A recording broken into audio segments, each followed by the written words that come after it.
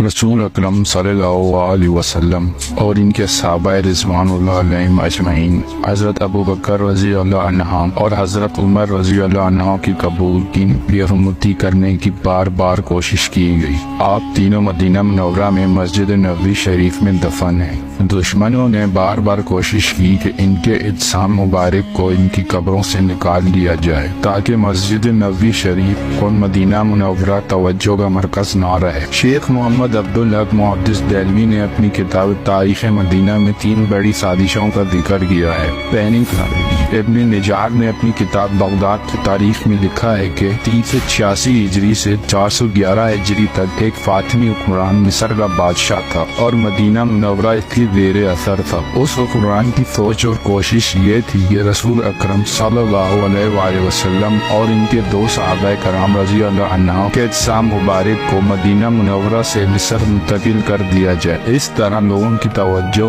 Medina Munawwara के बजाय मिस्र की तरफ मबजूल हो जाएगी। उसने इस मकसद के लिए मिस्र में एक नहायत शानदार इमारत तामीर की जिसमें वो इंसान को रखना चाहता था। हुक्मरान ने इस मकसद के लिए अपने एक कारिंदे अबुल फतूह को मदीना भेजा। जब ये कारिंदा मदीना पहुंचा तो अहले मदीना को इसकी साजिश की खबर हो गई। अहले मदीना को अबुल फतूह पर बहुत गुस्सा आया। वो अबुल फतूह और उसके साथियों को कत्ल कर देने को तैयार हो गए। अबुल फतूह डर गया और बोल उठा, मैं इस साजिश को कभी भी अमली जामा ना पहनाऊंगा, ख्वाह हाकिम मिस्र मुझे कत्ल ही क्यों ना कर दे। उसी दौरान मदीना मुनव्वरा में एक बहुत बड़ा तूफान आया जिससे कई घर तबाह हुए और जानी माली नुकसान हुआ।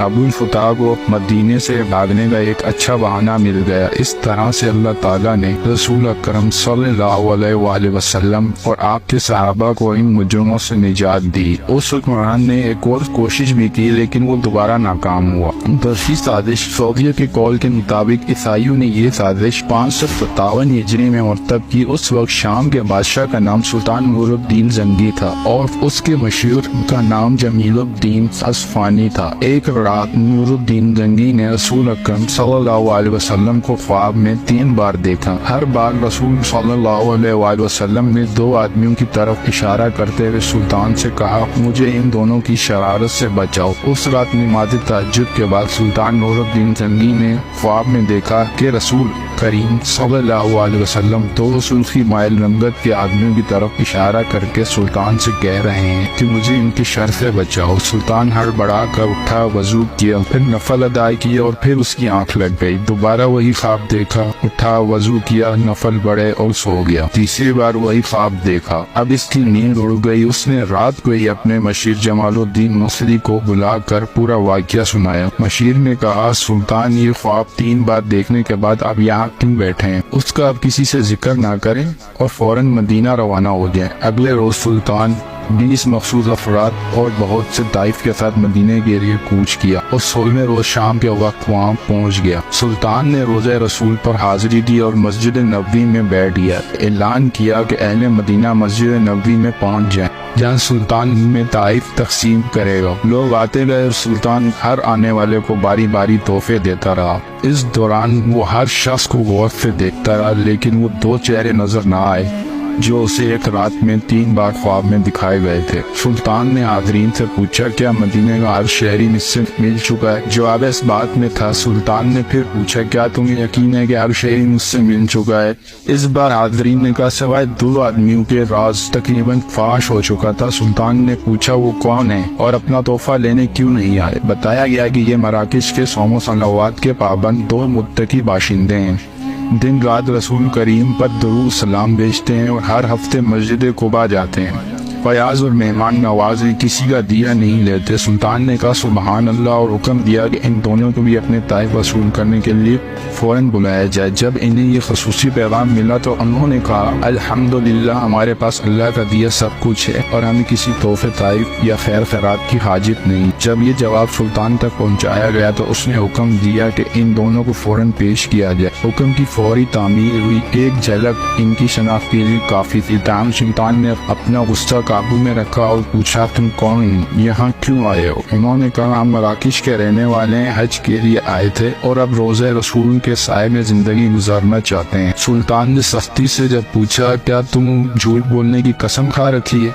اب وہ چپ رہے۔ سلطان نے حاضرین سے پوچھا جو وہاں پہ کھڑے ہوئے تھے، یہ کہاں رہ رہے ہیں؟ پوچھنے پر بتایا گیا کہ روضہ نبوی کے بالکل نزدیک ایک مکان میں جو مسجد نبوی کے جنوب مغرب میں دیوار کے ساتھ تھا۔ سلطان فوراً اٹھا اور انہیں ساتھ لے کر اس مکان میں داخل ہو گئے۔ سلطان مکان میں گھومتا پھرتا رہا۔ اچانک نئے اور قیمتی سامان سے بھرے ہوئے اس مکان میں اس کی نظر ایک چٹائی پر پڑی۔ نظر پڑنی تھی کہ دونوں مراکش باشندوں کی ہوائیاں اڑ گئی۔ سلطان نے چٹائی اٹھائی، اس کے نیچے ایک تازہ کھودی ہوئی سرنگ تھی۔ سلطان نے تھوڑا غصے میں آ کر جب پوچھا کہ اب بھی سچ نہ بولو گے؟ ان کے پاس سچ کے سوا کوئی چارہ نہ تھا۔ انہوں نے اعتراف کیا کہ وہ عیسائی ہیں اور ان کے حکمران نے انہیں بہت سامان و زر اور ساز و سامان دے کر حاجیوں کے روپ میں مراکش سے اس منصوبے پر حجاز بھیجا تھا کہ وہ کسی نہ کسی طرح رسول کریم صلی اللہ علیہ وسلم کا جسد اقدس روزہ مبارک سے نکال کر لے آئے۔ اس ناپاک منصوبے کی تکمیل کے لیے انہوں نے حج کا بہانہ بھی کیا اور اس کے بعد روزہ رسول سے نزدیک ترین جو مکان کرائے پر مل سکتا تھا وہ لے کر اپنے مضمون کام شروع کر دیا۔ ہر رات وہ سرنگ کھودتے جس کا رخ روزہ مبارک کی طرف تھا اور ہر صبح کھودی ہوئی مٹی چمڑے کے تھیلے میں بھر کر جنت البقیع لے جاتے اور اسے قبروں پر بکھیر دیتے۔ انہوں نے بتایا کہ ان کی ناپاک مہم بالکل آخری مراحل میں تھی کہ ایک رات موسلا دھار بارش کے ساتھ ایسی گرج چمک ہوئی جیسے زلزلہ آ گیا ہو، اور اب وہ جب کہ ان کا کام پائے تکمیل کو پہنچنے والا تھا تو سلطان نہ جانے کیسے مدینہ پہنچ گئے۔ سلطان منظور الدین زنگی نے حکم دیا کہ ان دونوں کو فوراً قتل کر دیا جائے۔ روزہ مبارک کے گرد ایک خندق کھودی جائے اور اسے پگھلے ہوئے سیسے سے پاٹ دیا جائے تاکہ آئندہ کوئی بدبخت ایسی مظلوم حرکت کے بارے میں سوچ بھی نہ سکے۔ تیسری سازش طبری نے اپنی کتاب الریاض النظرہ میں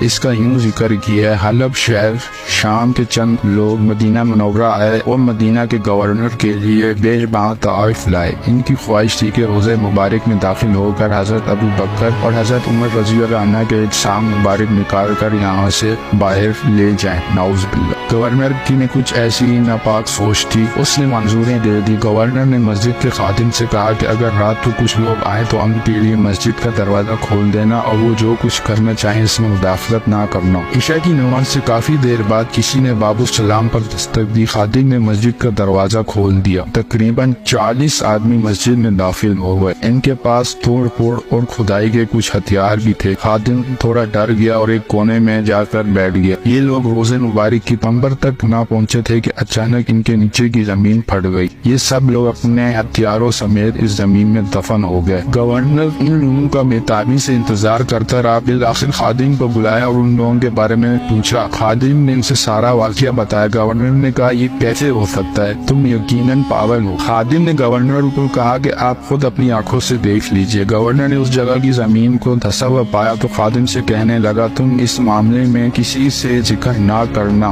ورنہ میں تمہارا سر اڑا دوں گا۔ یاد رہے کہ اللہ نے اپنے نبی کریم صلی اللہ علیہ وسلم سے اپنا وعدہ پورا کیا اور آپ کی دنیاوی حیات میں اور اس کے بعد بھی سب لوگوں سے حفاظت فرمائی۔ آپ یہاں بھی دیکھ سکتے ہیں کہ تینوں واقعات سے ہمیں کیا سبق ملتا ہے، حق کون ہے اور گستاخ کون، اور اللہ سبحانہ و تعالیٰ کے مقبول بندے کون، اور قدرت الہی کیا ہے۔ دعا ہے کہ اللہ سب مسلمانوں کی ان کے دشمنوں اور حاسدوں اور گستاخوں کے برے منصوبوں اور ذلیل سازشوں سے حفاظت فرمائے اور تمام مسلمانوں پر اپنا رحم و کرم اور فضل و عظیم نازل فرمائے۔ آمین۔